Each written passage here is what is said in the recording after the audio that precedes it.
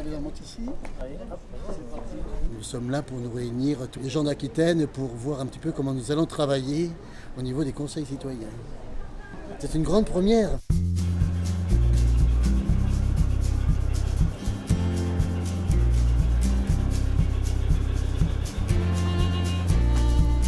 Le Pays-Quartier d'Aquitaine est un centre de ressources pour le développement territorial. Nous avons vocation à accompagner les professionnels du développement local, que ce soit sur les quartiers politiques de la ville ou dans le développement rural.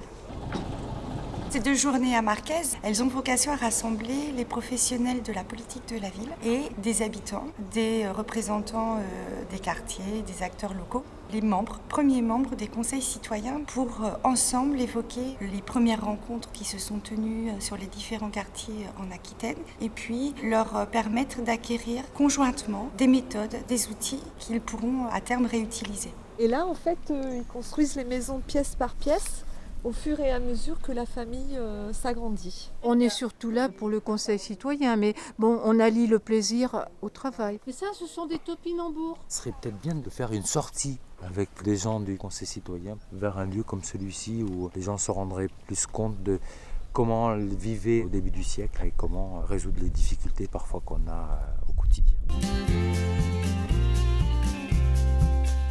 Je vous propose qu'on démarre ce temps de rencontre ouvert aux membres des conseils citoyens et aux professionnels. On va définir avec vous les questions que vous souhaitez creuser. Je suis venu avec des habitants de la ville de Bergerac. Il s'agit donc pour nous d'en tirer un maximum d'informations sur ce qu'est en fait la démarche participative et assurer pleinement son rôle de citoyen.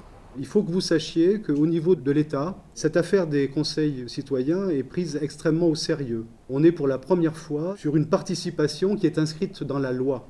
Ce qui est en jeu, c'est la vitalité de notre démocratie, tout simplement. Conseil citoyen, par où on commence ?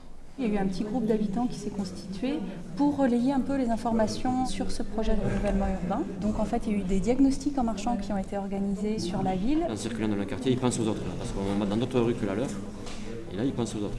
C'était ça qui nous intéressait, de voir l'état d'avancement du réseau régional des conseils citoyens. Là, on a une réunion vendredi. J'espère que vendredi soir, justement, j'ai tout de suite des outils à leur transmettre pour leur dire, regardez à Coutras, ils ont fait ça, regardez à la Gravette, ils ont fait ça, ils se sont trompés là-dessus, nous, on ne va pas se tromper là-dessus, quoi.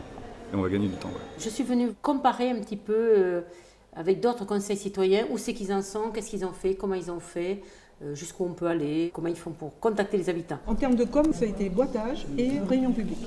Donc à partir de là, on a fait un tirage au sort. D'autres qui l'ont fait sur un mode de volontariat, d'autres à travers des réunions publiques, enfin, il y a eu tout un tas de façons. Voilà, c'est comme ça qu'on s'annonce les choses sur Bayonne, on va faire le tirage au sort. Pour mettre tout le monde à niveau, on rappelle ce que j'appelle moi les clés de la démarche participative. On n'est pas au même niveau de mise en place. Nous, on n'a pas encore mis en place le conseil citoyen, donc pour nous c'est très important de repartir sur ces fondamentaux. Et on a besoin de clés, de mots forts à communiquer. Les mots ont un sens. Il faut des mots accessibles et tu as raison, il faut de la légèreté. Les conseils citoyens, c'est un espace où pour la première fois, les citoyens d'un territoire vont pouvoir être associés aux projets, aux actions qui les concernent. Une fois qu'on a réussi à faire participer les habitants, comment ensuite on fait remonter tout ça au service pour qu'ils acceptent que l'expertise d'usage des habitants est aussi intéressante qu'une expertise technique qu'ils ont. Ce qui est important dans la démarche, c'est que c'est vraiment les habitants qui menaient la danse en fait et qui emmenaient les décideurs sur ces espaces qu'elles étaient elles-mêmes allées voir au préalable dans les marches exploratoires. Il en est ressorti 95 projets et à partir de là, on a fait une programmation d'intervention. On a pu voir un peu les expériences de chacun et ça c'est intéressant parce que chacun fait différemment. Chaque conseil citoyen est différent parce que justement les citoyens sont différents. Des fois on veut aller ailleurs, alors qu'à côté de nous, il y a des choses ici en France qui se font qui sont des choses très belles. L'idée c'est d'installer progressivement un lieu d'auto-formation. Le conseil citoyen doit vivre, doit s'animer lui-même. Donc c'est vrai que cette formation venait à point nommé. Il y a déjà le conseil de quartier, il ne faut pas que ça fasse doublon. Déjà, ça commence pareil, conseil de quartier, conseil citoyen. On est là pour partager les idées de chacun.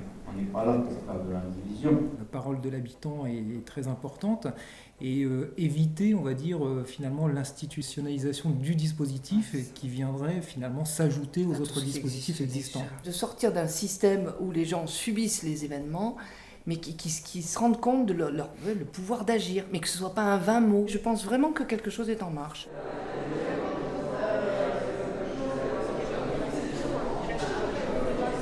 Je fais l'hypothèse que ce seront des instances incontournables de démocratie et de renouvellement de la démocratie dans ce pays. Parce que la participation, ce n'est pas un concept, ça se vit.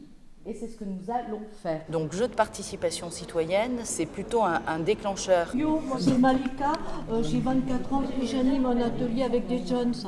Il y a des cultures différentes, des niveaux d'études différents.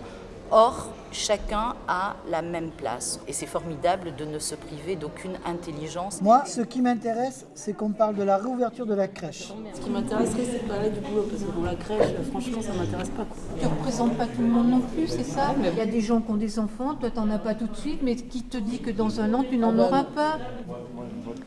Alors on est pour parler des jeunes. Et de l'emploi. Des jeunes. C'est encore une autre question. Le jeu de participation citoyenne est un outil d'accompagnement. Il peut y en avoir des tas d'autres. Il y en a des tas d'autres. Et d'ailleurs, les outils, ça s'invente. Moi, ça m'a permis de comprendre qu'on a chacun sa place et avec sa personnalité, on peut apporter quelque chose au groupe. À travers tous ces échanges, effectivement, je reviens à Bergerac avec une valise pleine d'infos et pleine d'outils. C'est bien d'avoir un échange avec un peu tout le monde pour que chacun puisse avoir des idées. On a changé des mails, on a échangé des adresses, on a échangé des techniques d'intervention. Un échange qui nous permettra, nous, d'avancer beaucoup plus vite dans l'action.